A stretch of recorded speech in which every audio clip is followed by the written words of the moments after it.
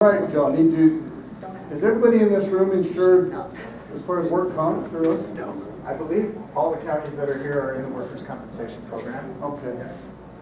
So if you have issues with work comp, come see me. I'd like to talk a little bit about trying to keep your employees safe, and I understand we're dealing mostly with facilities in the room today. So I'm just curious, what kind of challenges do you face with trying to keep your people safe? What kind of injuries do you see in facilities, and what are your challenges with safety? Any feedback on that? Slip, trips, and falls are always big issues. Okay. I can't keep the sidewalks from the problem and doing their thing. They told me last time I was there, a quarter inch is as much as you can have lift before you have to red tag it or mark it and do that. And I said, That's not much. and the solution was just paint it. And I said, well, my front yard or my building is gonna look like a carnival because it's gonna have all those colors all the way around the building because a quarter inch is not that much. And I said, well, they came out and did the, Mary, when she was here, the handicap, came and did our parking lot, and they red tagged all of our safety things for these handicap people. So we ended up with ripping off handicap signs and all kinds of things, and spent $50,000 redoing the parking lot because of these dips and lifts in the entrance of the building. And what it turned out happening is the older people had to walk another 300 yards to get to the building because the handicap now wasn't right next to the building because there used to be a 6-inch rise from the wheelchairs because the people were walking. So change one. Now have to go way out Yeah, there one and come way exposure for around. another. We got all rails and everything. We got put in to do that. It really caused us a lot more. So slips, trips, and falls. What else do you see? Crystal? Back Said I was going to injuries. call on you. Back injuries. Okay, back injuries. I would say that, looking at the 5-year history of claims from the counties here in this room, it's interesting. You have your sheriffs, you have your jails, and EMTs, fire. They all kind of have their unique types of claims and injuries that you see. I guess on the good side, I see very few claims from facilities. A good thing. But what we do see is probably revolves what you've talked about, slip, trips, falls. I see falls from ladders. We see falls from heights, material handling strains, and probably, I'd say those top three, the third one would probably be hand injuries. Some type of hand cut contusion, working with tools, or just material handling and occurring the injury. My little video clip's not going to work here today, so we're going to skip that. But so my topic today is helping employees make this safe choice.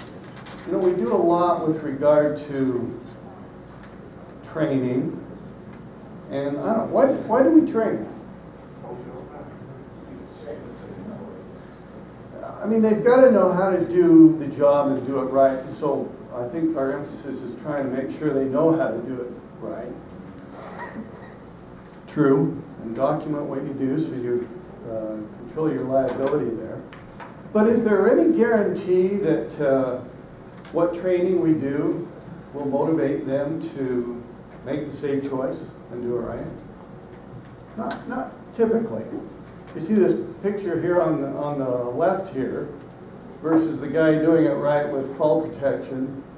Here they're kind of, at least they're improvising. I guess he's out there with no safe lifeline at all, but I guess I would take it that if he did fall, he's probably not going to be able to keep him from going to the ground. I'm not sure how far up he is there, but I've been doing a lot of safe ladder training lately with some municipalities, and it's interesting. I mentioned regardless of how often we train and know how to use a ladder safely, a lot of times they don't do it. And I suspect there's a number of reasons behind that. Maybe they don't have the proper tool for the job. A ladder is a tool just like any other tool we use to accomplish the job. This guy, I guess on the left here, you got to give it up for ingenuity, but I suspect he probably didn't have the proper ladder for the job, and so he improvised and didn't get hurt doing it, which just reinforces that bad decision-making or poor behavior of taking risk by doing this sort of thing. This job here in the middle here, they could probably better serve what they're doing with a scissor lift or maybe even a taller A-frame ladder. Decision-making. It's interesting. A lot of times they improvise to get the job done, but many times when they improvise, they're also compromising their safety. And like I say, sometimes you get away with it, and sometimes you don't. I was talking to a gentleman who'd been on the job 25 years installing and repairing garage overhead doors. Had never fallen in his life from a ladder. And then about 2-3 years ago, last December, he was up on an extension ladder, about 14 feet up. They had actually warned him beforehand, the company owners there, where he was servicing this overhead door, that they had had a spill over there and, checked the floor. It might be a little slick. So he checked it, didn't see anything wrong, and so he went up. Down, I think he told me he'd gone up and down 7 times. And then on his last time up, the ladder kicked out on him, 14 feet up. But he came down like this, on both elbows, and had, I think it was 56 fractures in this elbow, and 48 fractures in this elbow. And they told him in the hospital that night, with the potential for infection, especially when you have that many fractures, they wanted to be up front with him, because you could likely easily lose your arms at the elbows, both of them, because of this injury. Fortunately, he did not. He did lose some range of motion. To this day, and I just talked to him about 3-4 months ago, so it's been 3 years. To this day, he still cannot get on a ladder. And so they've had to change his job description. Still works for the company, but he does not do what he did for 25 years. All because, well, there was a couple of factors involved with this. The floor and the ladder wasn't set up properly, and he could have secured the ladder. Now, had he been trained how to do that properly? Yes. Was there means of even securing the ladder? They had a procedure for that. But for some reason, made the decision not to follow those rules or what he'd been taught. So I want to talk a little bit about, how do we best influence the behavior, that decision-making of people when they've been trained properly how to do things, and yet they don't do it. And, as you look at incidents, and I pour over incident reports periodically of injuries that have happened, there's inevitably, when you look at contributing factors and even root causes of incidents or injuries, inevitably there's always going to be a human component to it, and it's a decision-making process.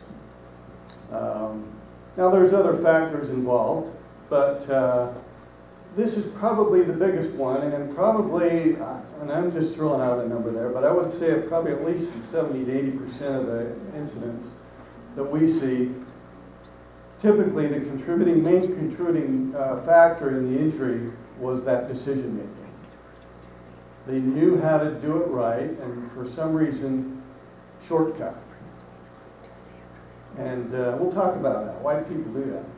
Before we go on to that, I mentioned training, and really there's no study that I know of that associates training with motivating somebody to do the right thing, or do it the way they've been taught. But we've got to take the time to do it. That, to me, is the low-hanging fruit. People at least have to know how to do the job right and safely And then they're gonna make the decision themselves whether or not they follow that procedure or those procedures. But it's our due diligence to at least provide that training. And as this gentleman said, we have I think a moral obligation as well as, there's a liability exposure to us if we don't do that. And certainly that's what OSHA requires of us, to provide a safe work environment for our employees. So we have to train, we have to document that training. And honestly, I find that the human factors involved with training, if you do it properly and right, are reduced when employees demonstrate a skill proficiency before performing a particular task. So, can you think of any of the training you do now where you train somebody how to do something properly and then you have them demonstrate that back before they're expected to perform that skill? Or forklift training. Okay, and honestly, I think that is the only one, as far as from an OSHA perspective, that we require that. And I don't know why that is, but yeah, that is that standard there where there's a classroom portion, we train on theory and proper operation and operating rules, and then we go out and we do a practical test, and they demonstrate their skills and proficiency in what they've learned. Now you mentioned driving. That's probably another one if we do that. How many in here do driving tests for employees? Okay, nobody. You do? Well, yeah, they come from a lot more than that. Okay. We always demonstrate the skills for proficiency, and proficiency is something that they really do that. On driving, defensive driving, Mhm. pursuit, SWAT, all that. You know, we assume a lot if we hire people and expect them to know things. And driving is probably a classic example of this. I mean, but you think of probably the most dangerous thing any of us do every day is get behind the wheel of a vehicle and driving out on the roads. Unless maybe you're law enforcement or something along that line where you may encounter. But yet, I find very few people do training with regard to defensive driver training or even go out and doing a road test. If you're hiring a person and they're going to be driving a county vehicle, wouldn't it be incumbent upon us to make sure that they're a safe and reasonable driver? Probably. Now we may check their MVR, their motor vehicle report, look at their past driving history, and that's one thing we could do.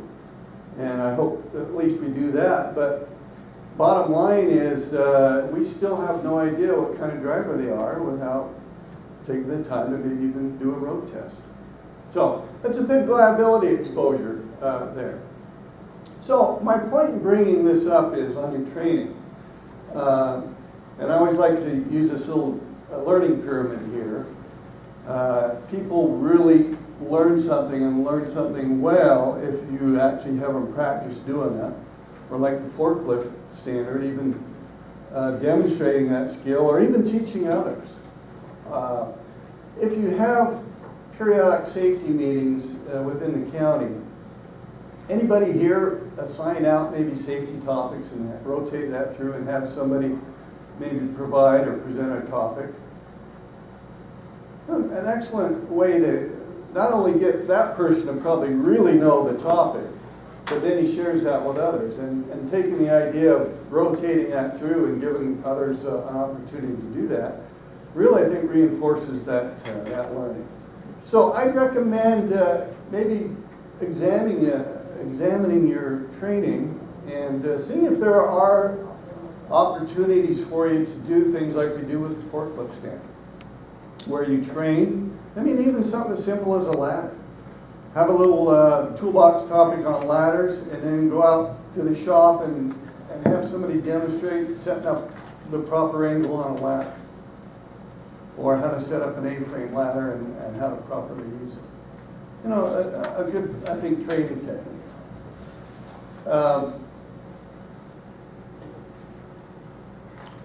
talk about providing the proper tools for the job. Do you think management, in this situation here, and maybe this is management, I don't know, but didn't have the right tool for the job, and so they have this attitude of basically get it done at all costs, and rig up something like this just to be able to get the job done? Or even this ladder situation on the left. I don't know, I think for the most part, and as I'm out and about and visit with public entities, I think for the most part, people are provided with the proper tools to do the job. But that they are probably not prepared for the job. Now let me give you a good example of this. Work with this company that if you want to re-roof your house, put a new roof on a new house, they come out and they load the shingles up for you on your house. And a couple of ways they do it. Well, the old way, when I used to help my dad do it, you just put the shingle bundles on your shoulder and up the ladder you'd go. It was pretty rough work. Then they, for the most part now, they have a big conveyor mounted on the back of a truck, and they'll throw them on the conveyor, and they got a guy on the truck and a guy up on the roof. Load them up there, and then the guy takes them off and puts them on the roof. Or what they're going to now, which really saves a lot of lifting and carrying, at least on the truck end, is picking up an entire pallet of shingles, bundles, and put them on the roof. And they still have to break it down and disperse them throughout the roof. But here's an engineering control that really saves a lot of exposure from lifting. Like I say, at least on the truck end of it. They still have to lift once they're up there. Anyway, this isn't the actual picture, but so they had a commercial job, this crew. They were using this very crane. But this commercial job, I think with the parapet up there, was probably a good 24 feet to clear it and then put the roofing materials on the roof. So it's a flat roof, so they were loading tar and such. They rolled up to the job, and they always bring a ladder, but they had a ladder that was not long enough. So I think they had maybe like a 18-foot ladder, and they probably needed something 24 plus 3, so a good 30-foot ladder to get up over that parapet. So, being showing ingenuity, what do you think they did? They rode up on the points. Well, yeah, they could have done that. They didn't. Oh, okay. They knew that was illegal, so they at least followed that rule. In fact, even the conveyor, if they had the conveyor, OSHA says you can climb the conveyor, but you can't ride it, which is interesting. This is what they did. First, they tried putting the ladder on the back of the truck. It's a big flatbed truck, so they got about 4 feet, but it wasn't quite enough. So they had to take the one guy, and he stood and lifted the ladder, while the other guy climbed up. And he actually made it. He got up over the parapet and onto the roof. Did the work, but then he had to get down. So they did the same procedure. He held the ladder, it was only up maybe 2 feet. The other guy kind of dropped down on it though, and when he dropped, it was just too much weight. And he went to the ground. So he was up good, with his feet dangling down, he was probably a good 20-foot drop. So just like the man that landed on his elbows, this man landed on both ankles, actually just standing up but shattering. Just a young kid, 22, 23 years old. Very expensive injury. He'll never be the same. It's just like the man that shattered his elbows. You can heal from those things, but mentally he still hasn't and probably won't. And physically, you'll always, when you have that many fractures, and with all the hardware they have to put in you, you're just never the same. So it's just not worth taking, those shortcuts like they did. Now, it was interesting talking to both the individuals involved in this. they were not prepared for the job. In other words, if at least, and this is typically how it's supposed to work, so there's a breakdown kind of on several levels. They could have run back to the shop and gotten the right ladder for the job. They could even call their supervisor and have him run it out, the ladder. Probably would have been quicker.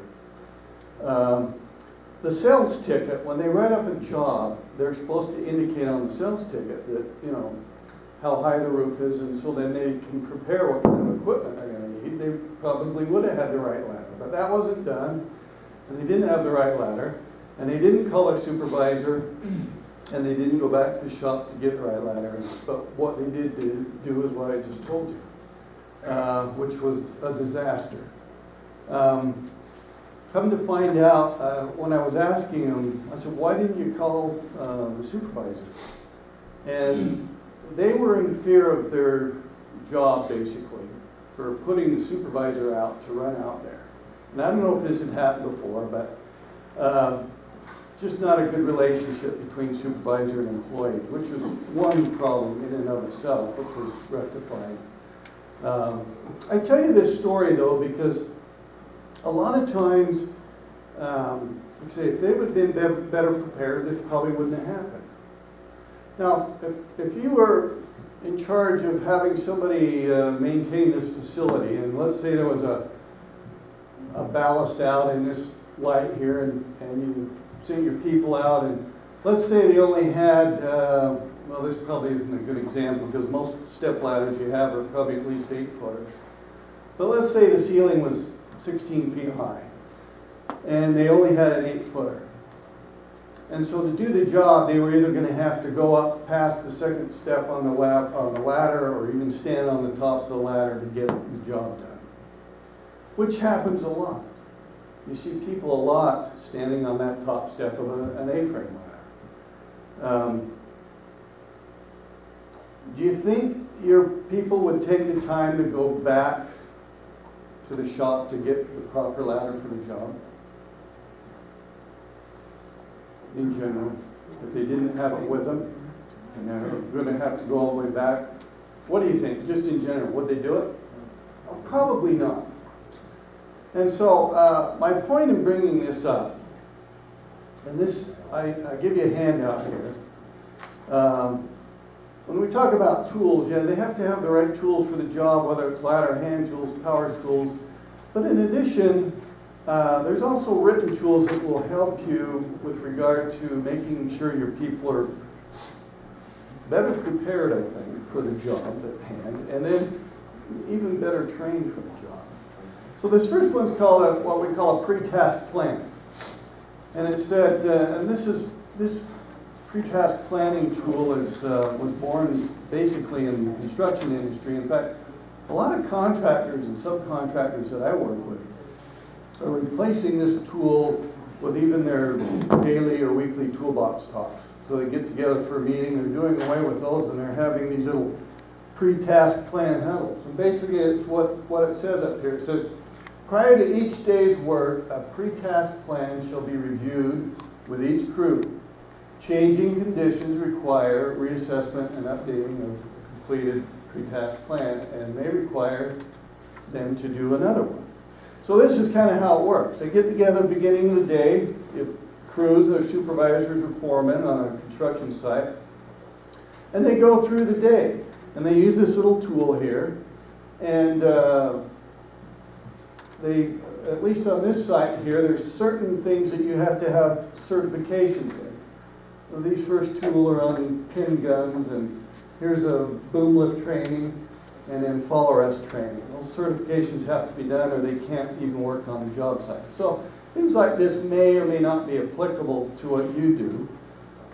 But I wanted to just give you an idea of, or kind of some boilerplate here of maybe what you could do in putting together your own little pre-task plan like this. And, you know, kind of in the same vein. Then they go through, once they've made sure their certifications are current, then they go through the safety of the day. You know, if they're going to be erecting scaffolding, do we have the right people to do that? Do we have our green tags? Make sure they're inspected properly. If we're gonna be using ladders, do we have the right tool for the job? Do we have A-frames that we need? Do we have extension and straight ladders that we need? And do we have the right heights that we're gonna, be using them for? If we're working above falls at 6 foot, do we have our fall protection harnesses and anchorage points and things like that? So they go through all these things. Now, I'd be glad if you're interested in getting an electronic version of this. I like this little idea of doing a pre-task plan, but certainly you'd want to customize something to fit your own needs. So I'd be glad to send this to you electronically, but they go through, they identify the hazards, they make sure they have the right tools. Talk about the second one here, neutralize hazards. Elimination, substitution, engineering, administrative. There's kind of this hierarchy of controls that, using the safety field, that you look at a hazard and then you try to eliminate it as best you can. If it can't be eliminated, what other things can we do to control the risk of the hazard, to better control it so your people do not get hurt? Classic example. Let's say you have a job where something, maybe it's a piece of machinery, creates a lot of noise. What would that be? What do you use now that maybe there's a lot of noise involved with using it? Hammer drill. Hammer drill? Okay. Do your people, are they required to wear personal protective equipment when they use it? Okay. And really the bottom thing, and I don't have it on here, when it comes to controlling hazards, personal protective wear is certainly one way of controlling certain hazards, noise being one of them. But whatever, regardless of what it is we're controlling with personal protective equipment, whether it's safety glasses, respirators, hard hats, earplugs, what are we relying upon for that to work effectively? Yeah. And that decision to, one, put it on, and put it on properly, and maintain it, keep it on. And that's a big if. Again, we're going back to this decision making, and if we can eliminate that decision making, perhaps engineer out the hazard or other controls that we could utilize to eliminate even the need for personal protective equipment, well then that's a win-win situation there. Now, the Rotohammer probably is not a good example of this because it is something that is mobile, and whenever you use it, it's going to be moved around, and so using earplugs or earmuffs is probably going to be the most effective means of controlling the noise. But if you had, let's say, a piece of machinery that's in your shop and creates a lot of noise, as opposed to telling people to wear earplugs when you use that, what other thing could you do? Close the door. Okay, maybe isolate it. Either isolate the machine, whether that's in a room or using barriers, or in some cases you can actually, if it's involving pneumatics, you can actually exhaust the noise out to the exterior of the building. So these are some engineering controls. Administrative controls would be something like, well, we've got a fellow that's going to be operating that machine, and the only thing we can do is provide protective equipment for him.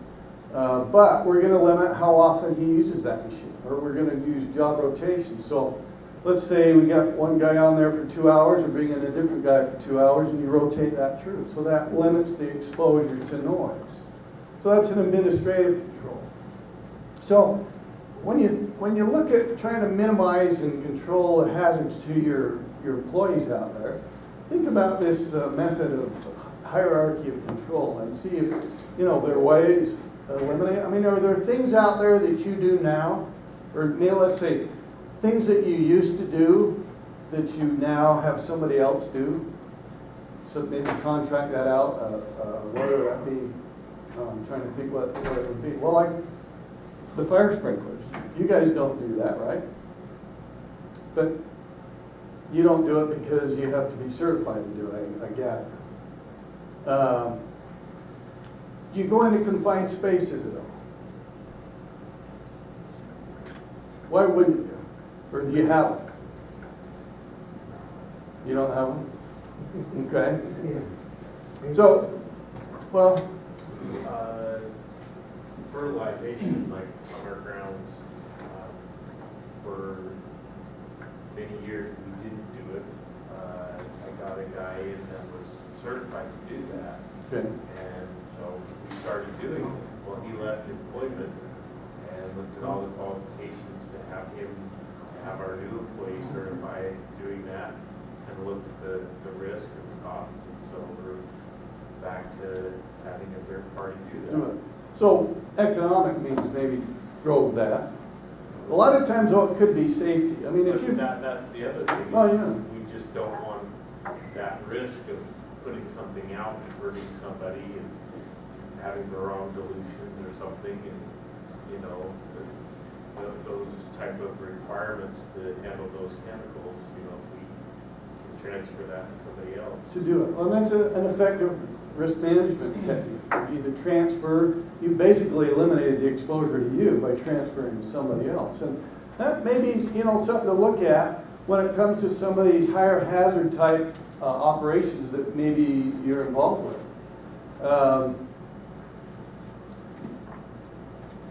Now, I'll have to apologize because the back side of that little handout there was supposed to be this side of it, which had safety, quality, production, and it talked about some of these other things. You've only got a duplicate of the front page, but like I say, if I send it to you electronically, it'll be in this form here.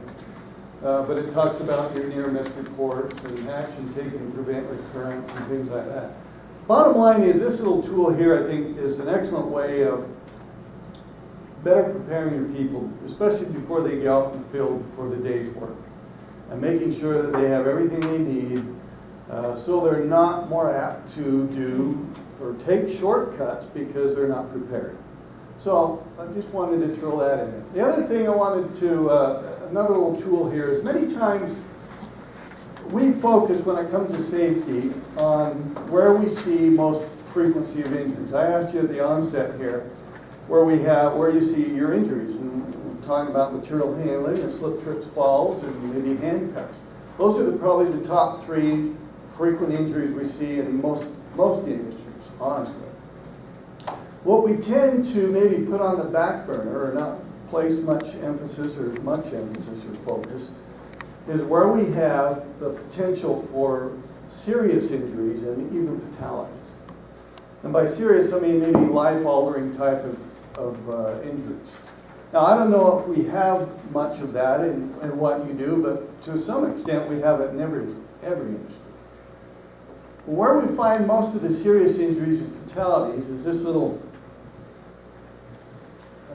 graphic I've got here. It's working in and around traffic, so exposure to moving vehicles, or actually driving vehicles, like heavy equipment here. Or it's in lockout, tagout situations where maybe somebody's working with power or some other energy source.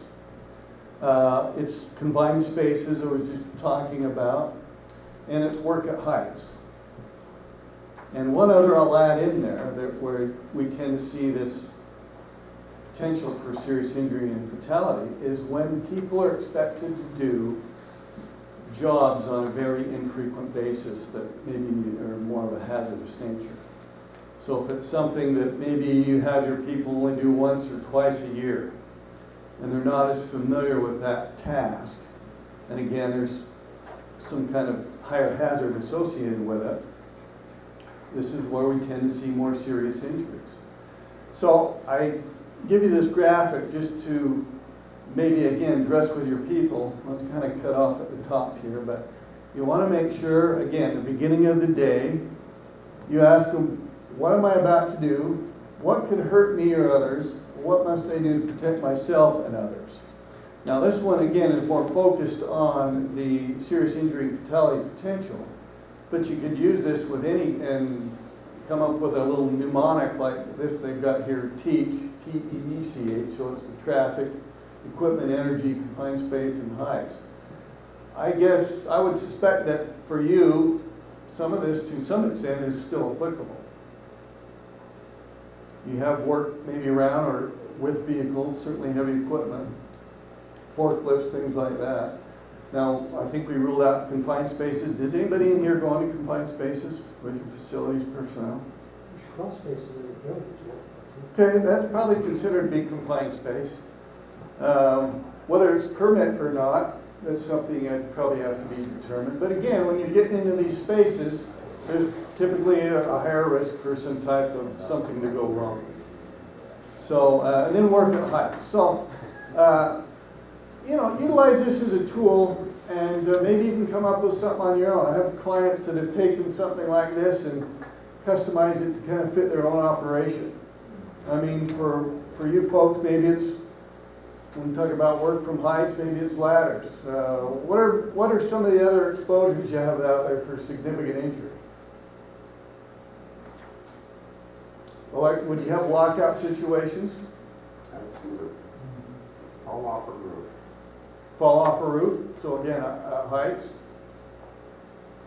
So my point in bringing this up is sometimes we tend to not think about the serious injury fatality potential because we rarely see it.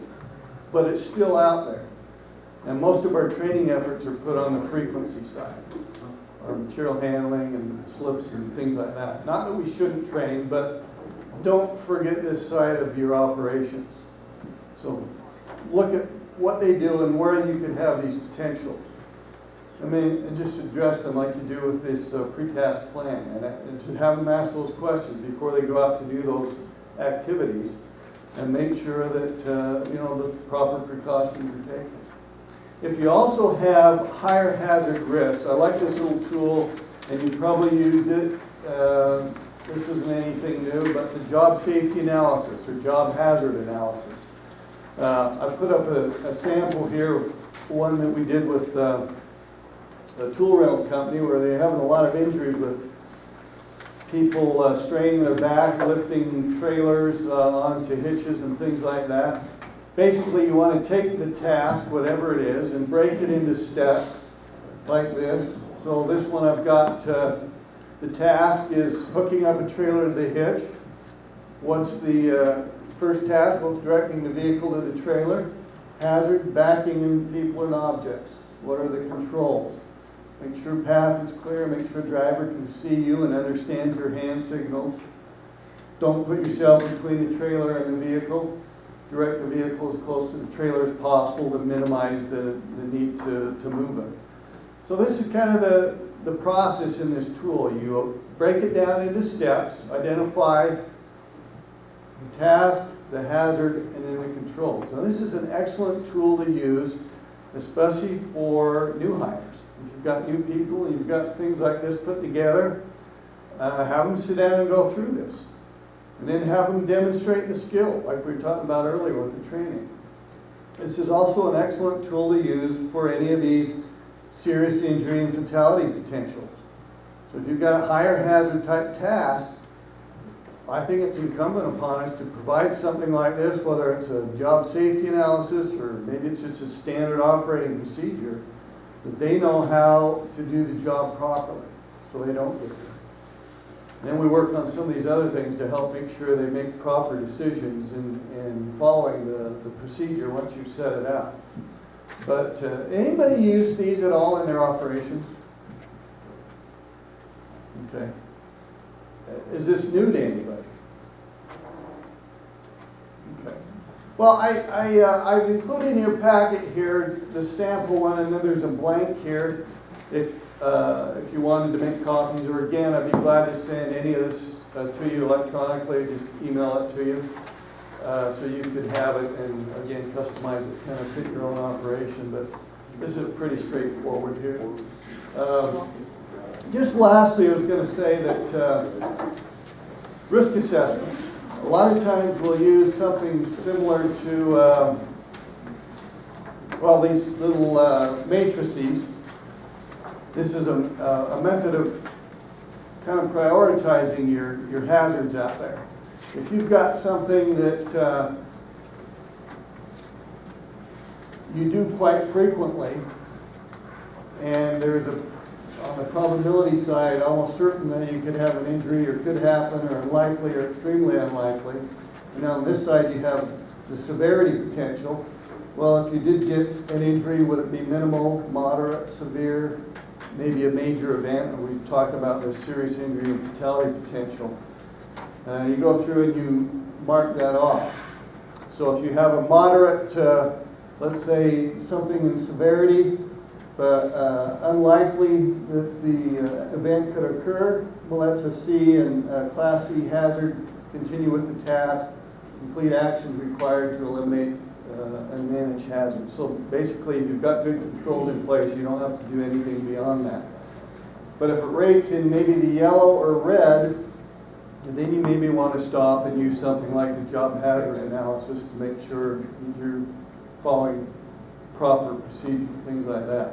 I have one company here that took this little matrices and combined it with a job hazard or job safety analysis. They call it their activity hazard analysis. This one happened to be for work from ladders. These guys do drywall. And they've gone through and they identified, probably a dozen of their higher risk hazards. Anything from using a chop saw to getting up on scaffolding or ladders, and they developed one of these little activity hazard analysis. One of these for each one of those, and then they use this in training.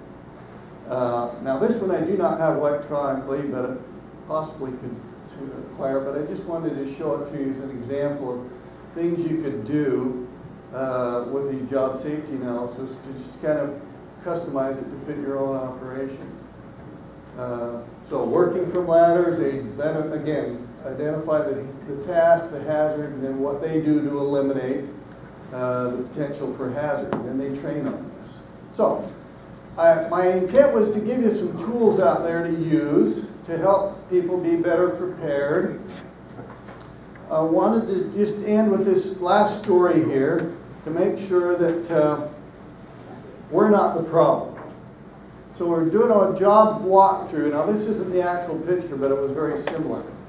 It was this company I was just mentioning here, Drywall. And we're walking through the job site and we come upon a chop saw, similar to the miter saw. And it had the blade guard negated or circumvented like this one here. Somebody's taken a wedge and put it between the guard and the saw, and basically have taken this guard out of use. It's of no use in that condition or situation. Why do people do things like that? You ever seen somebody bypass a guard? Have you ever done it yourself? Why do you do it? The guard gets in the way sometimes. Okay, and that's the typical response. Dirty, gets dirty. Dirty, you can't see. Binds up on you maybe, especially on table saws. I get that a lot. People can't perform the cut, binds and can't see, so people pull the guard off and then it never gets put on again. So we started doing a little investigating on this chop saw.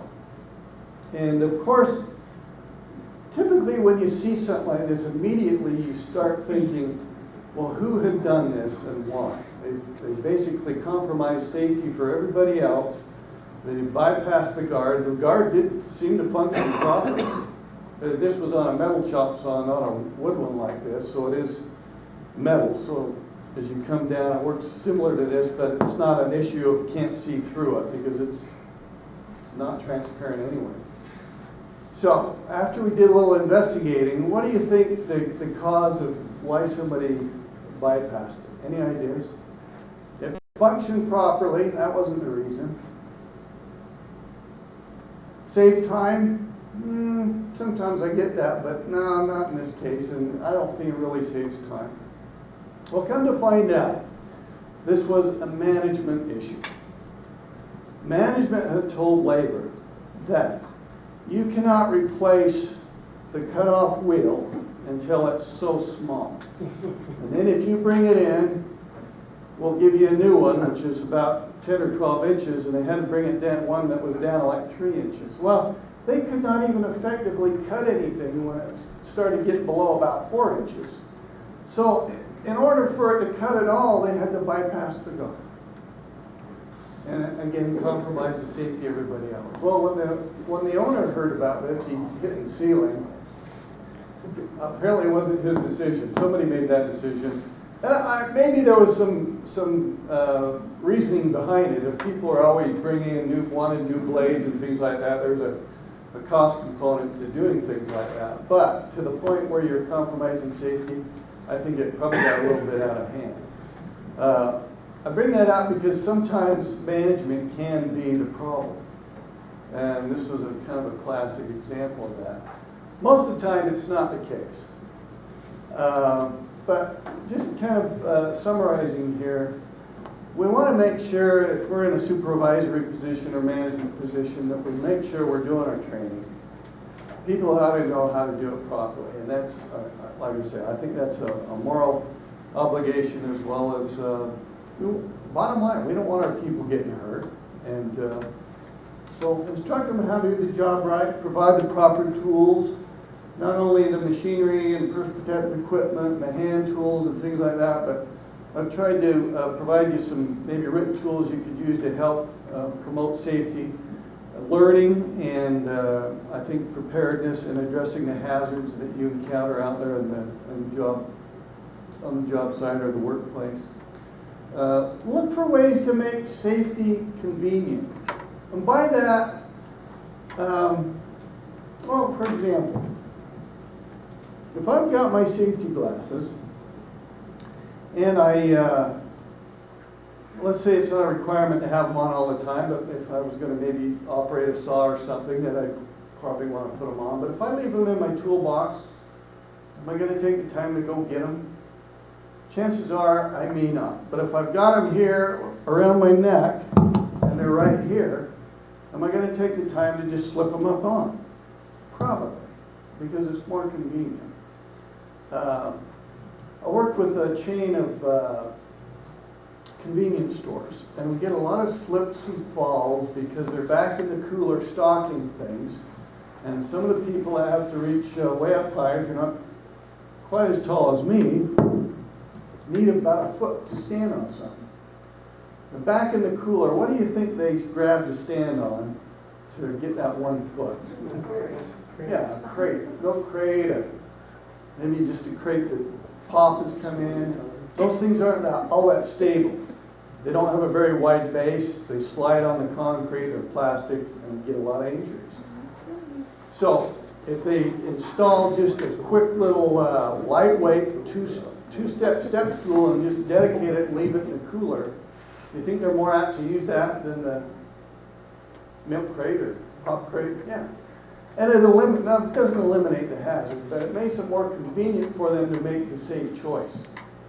And they did this, and lo and behold, we've almost eliminated those kind of injuries. So that's why I put that in there. It's a lot of times if we help them to make the safe choice by making it more convenient, they're more apt to do it.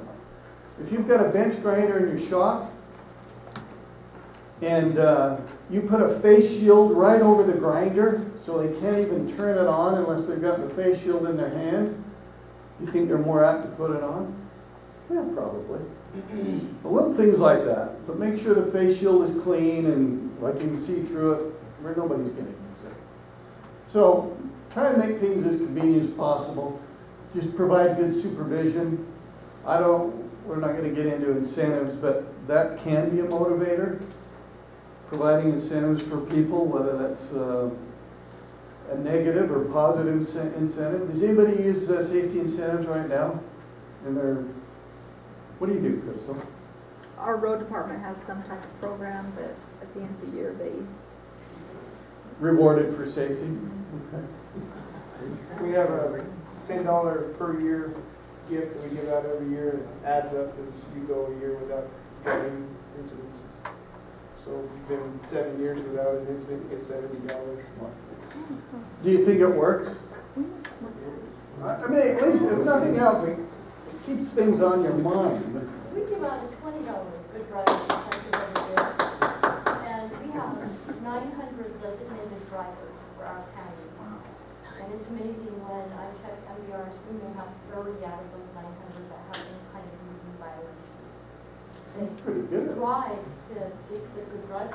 Yeah. Well, we could spend another hour probably on incentives. Maybe You think? topic for You think another they're gonna give us time. any extra money? But bottom line is, and I'll finish with this, is you want to develop just a good safety culture. People have to know what you expect of them. And providing good leadership. I mean, if it's a requirement for me for the guys to wear safety glasses out in the shop, and then I walk out there and I don't have them on, it's not a good message. And you don't develop a good safety culture. But they need to know, this is, bottom line, this is how we do things around here. And you're going to set the example and provide good leadership to reinforce that and that safety culture. So, I appreciate your time today. I think it's lunchtime. And questions, comments? Appreciate your attention today. It's always enjoyable to come out and meet with this group, and look forward to it. And if you would like any of this electronically, if you just let